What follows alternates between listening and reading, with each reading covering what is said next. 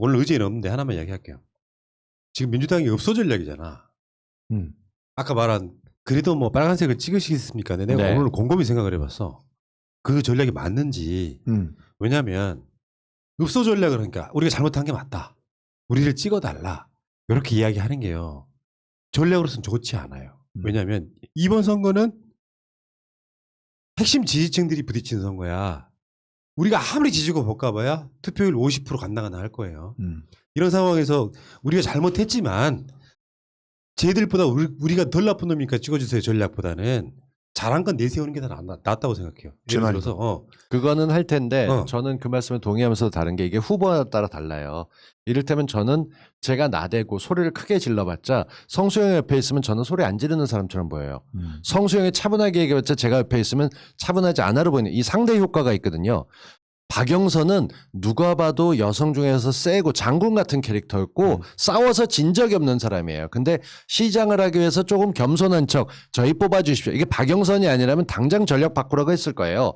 박원순 같은 경우는 겸손한 캐릭터가 되는 거죠. 예컨대 뭐 우리 나왔던 우상호 후보 같은 경우도 겸손하게 나가면 먹혀요. 그쪽도 똑똑한 꾀돌이 이미지가 있잖아요.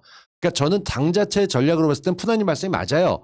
우리가 잘한 거 있고 인정받아야 되고 잘했다. 제가 박영선 후보 칭찬하는 첫 번째가 서울시장 예비후보 선거 동안에 문재인 정부 잘했다고 칭찬하고 제일 많이 했던 홍보 도우미가 박영선이에요. 그렇게 했지. 네, 그렇게 해서 대통령 지지를 붙은 것도 있었기 때문에 저는 이번만큼 후보 때문에도 읍소 전략이 괜찮고 그리고 의외로 요즘 많은 사람들이 민주당 지지율이 국힘당보다 뒤지게 나오잖아요.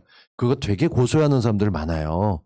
그동안 티가 안 나는데 이번에 티 났다 이것들아 반성하고 얌전해 하는데 여기다 우린 잘했어 하게 되면 표가 떨어질 수 있다는 거여서 전 고육지책이 나면 어쩔 수 그러니까 없다는 생각이 들긴 하죠. 이게 투표율이 한 60% 70% 좀 나오는 큰 선거라고 하면 어느 정도 그게 먹힐 수는 있는데 읍소 전략으로 이긴 선거가 없다니까. 그러니까 이 부분 정리해서 제가 말씀드릴게요.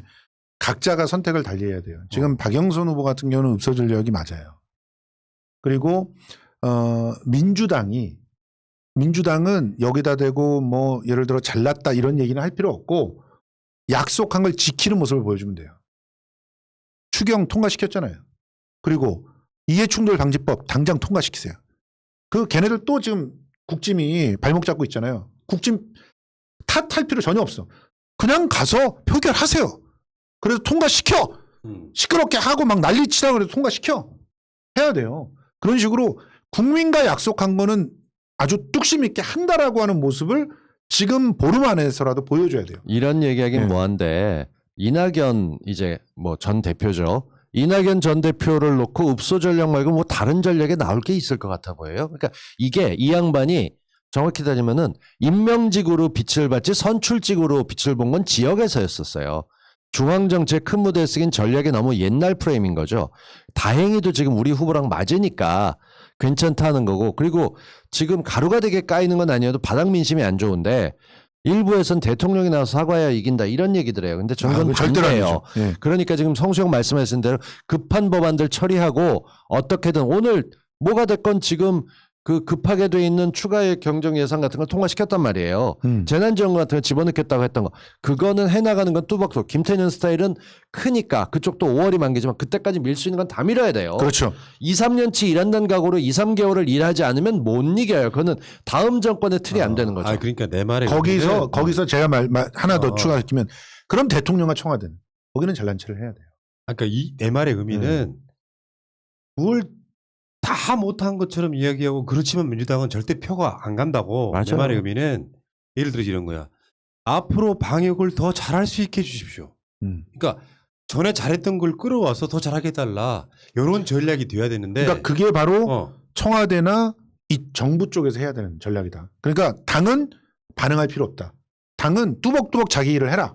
특히 국회에서 앞으로 남은 일정 동안에 개혁 입법들 통과시키고 빨리빨리 통과시켜야 돼요. 지금 4월로 미루고 그러니까 이해충돌 반점 이러지 말고 통과시키고 청와대와 또 정부는 우리가 이전까지 잘해왔고 지금도 잘하고 있고 앞으로 더 잘하게 힘을 실어달라고 하면서 단 후보는 지금 박영선 후보나 그러니까 이런 올바른 세상에 되면 읍소를 하라는 거죠. 그거 푸나님 얘기 맞아. 충분히 이해했는데 아까 말한 것처럼 핵심 지지층이 투표장에 나오는 선거란 말이에요. 근데 우리는 지금까지 4년 동안 문재인 정부나 민주당이 잘했다고 외쳤던 사람들이에요.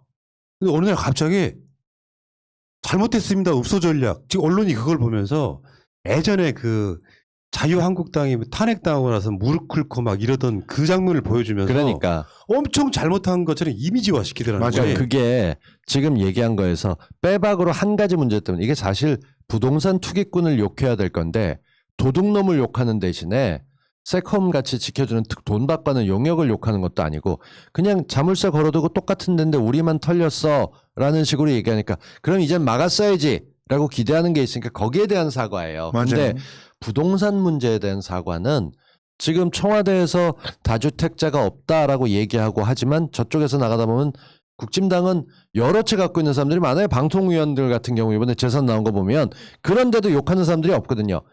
이게 딜레마인데 지금 4년차 레임덕이 안 오고 있긴 하지만 이제는 우리 다행인 건 핵심 지지층은 우리가 읍소 전략을 핀다고 해도 우리가 해온 거에 대한 자부심이 있어요. 그렇기 때문에 그쪽에 대해서는 그래 부동산 문제 좀 문제가 있긴 했지 김현미도 그런데 잘렸으니까 이제 좀 나아지겠지. 근데 변창흠이 또 저러니까 아이고 LH 같은 건 왜 이렇게 해서 하면서 그래 적당히 숙이는 척 좀 해라를 받아들일 정도의 용의는 있다고 보기에 저도 뭐 별것도 아닌데 고개 숙이는 걸 싫어하지만 지금은 한국 정서에서 놓고 봤을 때는 한 번쯤 써볼 만한 전략이다. 다만 대선을 이렇게 가면 큰일 나. 그렇죠. 그러니까 이 지점이 그렇다니까요. 선거 내내 읍소한다는 얘기가 아니라 이쪽 한쪽에서는 메시지 공약도 내고 또 오세훈 공격도 하잖아요. 근데 전체적인 이미지랄까 분위기는 잘못했으니까 한 번만 봐주세요야. 그러면 우리 같은 사람들이 보통 이제 민주당 절대적으로 지지해왔던 사람들은 다시 말씀드리지만 4년 동안 정말 잘했다고 생각하는 거잖아요. 우리들 입장에서는 예. 방역도 잘해, 경제도 잘해, 뭐 잘했다고 생각하는 거잖아. 잘했다고 생각하는 사람들한테 보면 우리가 진짜로 그렇게 못했나 싶은 생각이 들어 자괴감이 드는 거야. 그러니까 읍소 전략 자체가 있을 수는 있지만 이게 선거 전체를 덮는 전략이 되면 안 된다. 푸나님 말씀하신 게 뭔지 알겠어. 충분히. 그러니까 이런 거죠. 지금 박영선 후보가 이 자리에 앉아서 새날에 나와서 출연해서 그렇게 얘기했잖아요. 그 김진애 후보가 토론 끝나고 들어갔었을 때 왜 아무 말도 안 하고 이렇게 반박하지 웃고 그냥 앉아갖고 끄덕끄덕 하고 있냐고 속 터져 주는 줄 알았다고 그렇게 생각하시는 분들도 있지만 아 저 땐 가만히 있어야 되는 게 가만히 있는 거구나 하는 깨닫는 시민들이 이젠 제법 많아졌어요. 그러니까 어떨 땐 입을 닫고 지금 나오는 거에서 저는 그런 것도 필요한 게 우리가 지금 공격하면서 올라가고 있잖아요. 박영선 후보는 하루에 2%포인트씩 올라가겠다 얘기했지만 저희 그런 거 말고 멋지게 한 방 센 펀치 날리고 싶으니까 오세훈 잘못한 것만 하는 게 아니라 개발 정책도 발전 정책도 박영선이 낫다. 이젠 그 21분 프레임을 조금 벗어나서 여유롭게 어느 동네 뭐가 커지겠다라고 하는 것들을 해나가면서 남은 2주간 달리면 확실하게 올라설 수 있어요. 저는 한 번도 박영선 후보가 질 거라 생각해 본 적은 없고요. 그럼요. 현실적으로 저는 이길 가능성이 훨씬 높다고 생각하는 사람이긴 훨씬 높죠. 합니다만 예.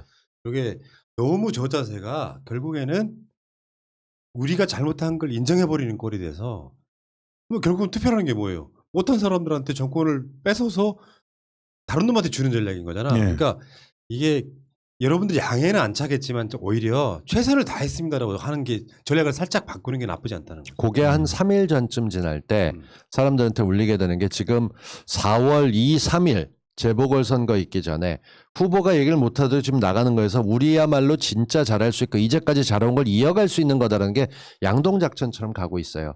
큰 선전 프레임에서 어떻게 갈지는 좀 더 두고 봐야 되고 아마 관계자들도 지금 고민이 많을 거예요.